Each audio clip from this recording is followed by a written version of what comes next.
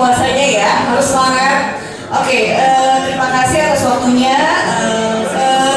Pertama-tama terima kasih atas kehadiran rekan-rekan semua pada siang hari ini di Bogor dan juga para direksi. Lalu dan tidak lupa juga untuk teman-teman yang baru join dari bulan Januari sampai dengan bulan Maret ya, untuk mempersiapkan diri, berkenalan diri di depan. Dan juga untuk para direksi, kami mohon untuk hadir di depan, Pak Ilman, Pak Iwan, Pak Agung, Pak Adrian, dan Ibu Lola.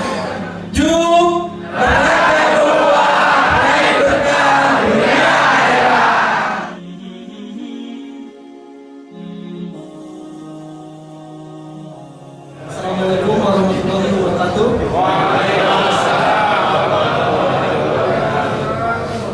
Gimana teman-teman, masih pada semangat ini? Ya. Sekarang kita akan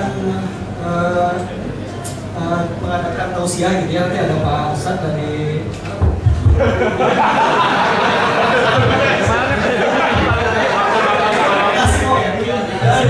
Bekasi katanya. Jadi nanti Pak Ustadz akan menjelaskan terkait dengan ukhuwah gitu ya, yang lebih detail gitu ya, dengan nilai-nilai Islam gitu ya. Oke, silakan Pak Ustadz yang teman-teman kami silakan. Terima kasih, jazakumullah khairan. Baik, kita mulai. Bismillahirrahmanirrahim. Assalamualaikum warahmatullahi wabarakatuh. Ini kalau kata orang Betawi, makan ketoprak samping gerobak. Orangnya banyak tapi kurang kompak. Ulang lagi. Assalamualaikum warahmatullahi wabarakatuh.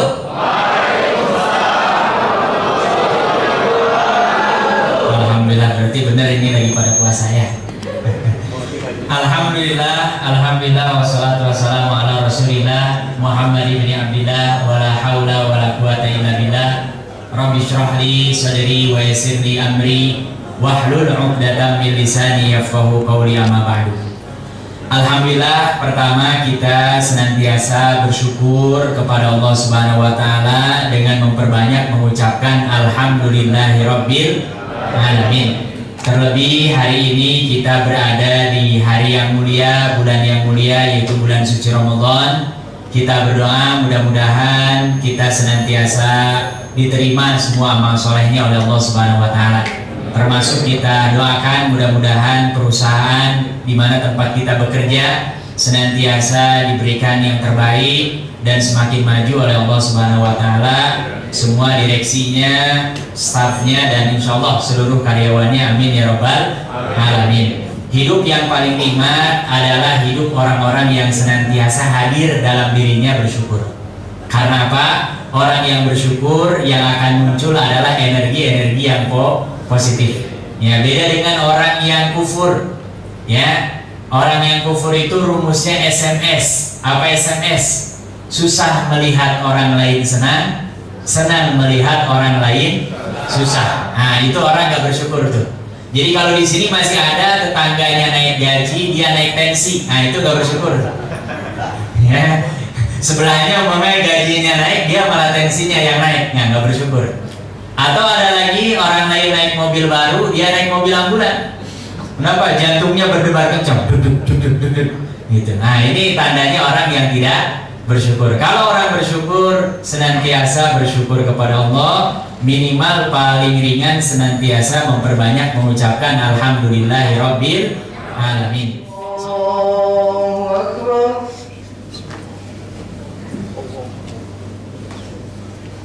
Bismillahirrahmanirrahim.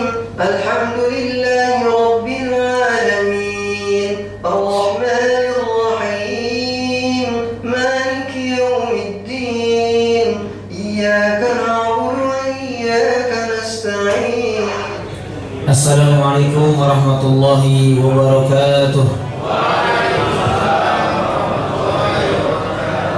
الحمد لله العلي الأكبر القدير الجبار العزيز الغفار الذي خلق الشمس والقمر وسخر لكم الليل والنهار وجعل لكم النجوم لتهتدوا بها في ظلمات البر والبحر أشهد أن لا إله إلا الله وحده لا شريك له وأشهد أن محمدا عبده ورسوله الذي لا نبي ولا رسول بعده.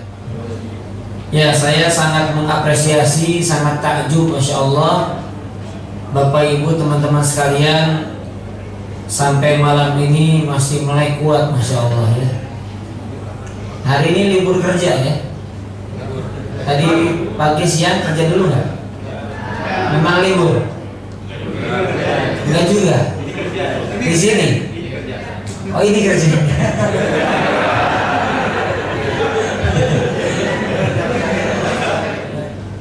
Baik. Kemudian yang berikutnya adalah seni meraih keberkahan dan bagaimana kita meraih keberkahan di hari-hari kita. Kemudian kita akan bicara juga apa tanda kalau kita itu diberkahi oleh Allah. Aktivitas, kegiatan kita, keluarga kita, pekerjaan kita, profesi kita, bisnis kita, dan lain sebagainya. Itu ada tanda-tandanya. Disebutkan oleh para ulama, ada dalil dari Al-Quran, dalilnya dari hadis Nabi SAW. Sebelumnya kami ingin sampaikan, makna berkah ini seringkali disempitkan maknanya, padahal maknanya lapang luas. Ya, apa yang dipahami oleh sebagian masyarakat Indonesia, khususnya di Jawa Barat, Pak, ini jujur aja, khususnya di Jawa Barat, berkah itu adalah kalau pengajian pulangnya bawa sekresek, isinya paling mahal itu apa? Rendang, ada pisangnya, kerupuk udang, pulang-pulang bawa apa? Bawa oh, itu bukan berkah, berkat itu. Itu berkah. Nah, sekarang saya bicara jujur ya, bicara jujur. Berkah itu di dalam syariat Islam, kita bicara secara bahasa, berkah itu diambil dari kata birkah juga, Pak. Birkah artinya sumur. Kenapa sumur dinamakan birkah? Karena di dalamnya terdapat air yang banyak, yang menetap, yang menghasilkan atau memberikan, mewariskan manfaat banyak kepada banyak orang. Itu dinamakan apa? Birkah. Ya, atau bir, yaitu sumur. Nah, demikian pula teman-teman sekalian yang dirahmati Allah Subhanahu wa taala, berkah adalah ya, nanti yang ngantuk kita tanya aja ya. Apa itu berkah, kita tunjuk ya. Berkah adalah ma sabata khairuhu wa kathura. Apa-apa yang di dalamnya terdapat banyak kebaikan dan kebaikan itu menetap, itu yang dimaksud dengan apa? Berkah. Sekali lagi diulangi. Berkah adalah apa-apa yang di dalamnya terdapat banyak kebaikan dan kebaikannya apa?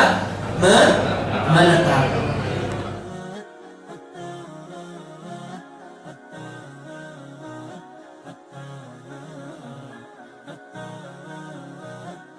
Assalamualaikum warahmatullahi wabarakatuh. Waalaikumsalam warahmatullahi wabarakatuh. Alhamdulillah masih kompak. Mari kita panjatkan puji-pujian serta syukur kita kepada Allah Subhanahu wa taala yang telah memberikan kita nikmat dan hidayah sehingga kita bisa berkumpul bersama di acara Maulid PT Tuk Solusi Teknologi. Setelah sekian lama tidak mengadakan Maulid, alhamdulillah di tahun ini kita bisa mengadakan kembali acara ini dan semoga Allah memberikan hidayahnya kepada kita semua. Amin. Assalamualaikum warahmatullahi wabarakatuh.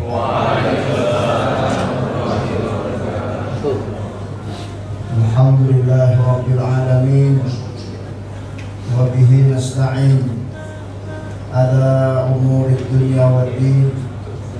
Asyhadu an la ilaha illallah wa asyhadu anna Muhammadan abduhu wa rasuluhu la nabiyya ba'dah. Semoga Allah berkenan menambahkan ilmu pengetahuan kita tentang ajaran agama.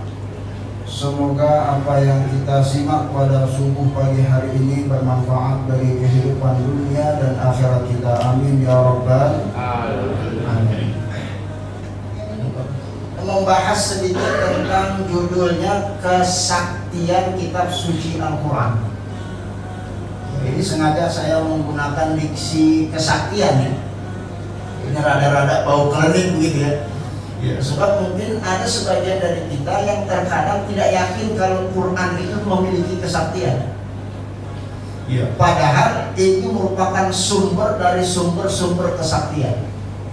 Ya, nanti akan kita sebutkan. Ya, sebanyak saktinya kitab suci Al-Quran, insya Allah dari hadis-hadis yang disampaikan oleh baginda Nabi Muhammad SAW. Ya, ini yang bukan bilang sakti bukan saya. Ya, banyak kitab-kitab disebutkan oleh para ulama pada saat mereka mendefinisikan Quran. Ya, Quran itu adalah kalamullah al-munazzal ala Rasulullah sallallahu alaihi wasallam bilisanil arabiyil i'jaz. Ya, jadi fungsi salah satu Al-Quran itu keistimewaannya dia memiliki sisi-sisi kemujizatan. Ya, kemujizatan dari dimensi bahasanya. Ya, luar biasa. Luar biasa. Quran memiliki kemujizatan sampai-sampai satu surat yang sama kita baca berkali-kali setiap hari tidak pernah merasa bosan.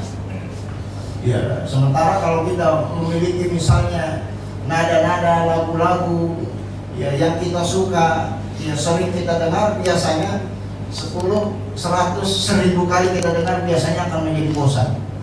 Ya, ini kemujizatan Al-Quran. Selain kemujizatan Al-Quran dari sisi bahasa, kemujizatan Al-Quran dari segi hukum-hukumnya.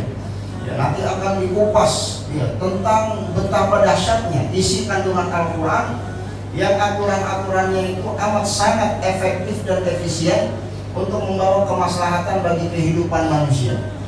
Dan nanti dari sisi multidimensi kemujizatan Al-Quran, ya, salah satu di antaranya adalah sisi-sisi kesaktian yang insya Allah pada pagi hari ini akan kita kupas sekilas info tentang hal tersebut.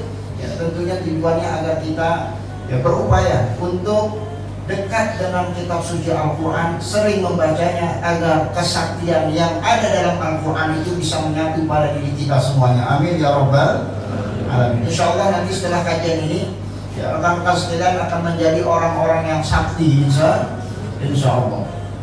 Baik, Bapak Ibu sekalian rahimahullah, jangan sampai kita menganggap mantra dukun itu sakti, tapi di saat yang sama kita tidak anggap bahwa firman Allah itu lebih sakti dari mantra-mantra dukun.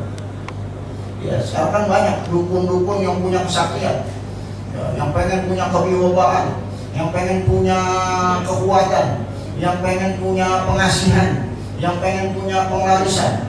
Dia lakukan satu amalan-amalan ritual tertentu yang dia akan mendapatkan apa yang dia impikan.